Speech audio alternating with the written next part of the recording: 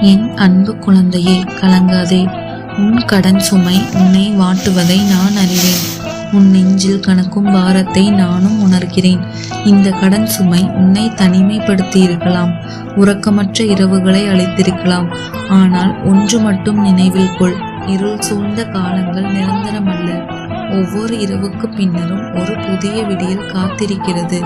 இந்த கடன் வெறும் பணம் சம்பந்தப்பட்டதல்ல.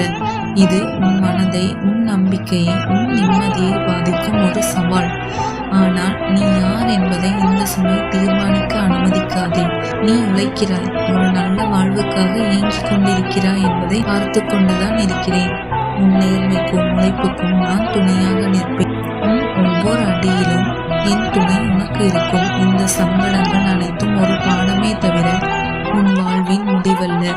சில நேரங்களில் நாம் ஆழமான வழிகளை அனுபவிக்கும் போது நம் உண்மையான வலிமையும் நம்மை சுற்றியுள்ளவர்களின் அன்பையும் புரிந்து கொள்கிறோம்.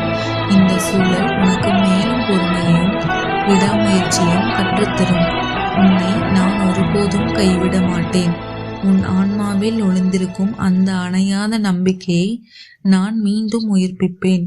நம்பிக்கையை மட்டும் இழக்காதே. இந்த சவால்களை தாண்டி நீ எழுந்து நிற்கும் போது உன் அனுபவங்கள் மற்றவர்களுக்கு வழிகாட்டியாக அமையும். உன் துயரங்கள் நீங்கி இன்பம் பெருகும் காலம் விரைவில் வர இருக்கிறது. அதுவரை மன அமைதியுடன் இரு.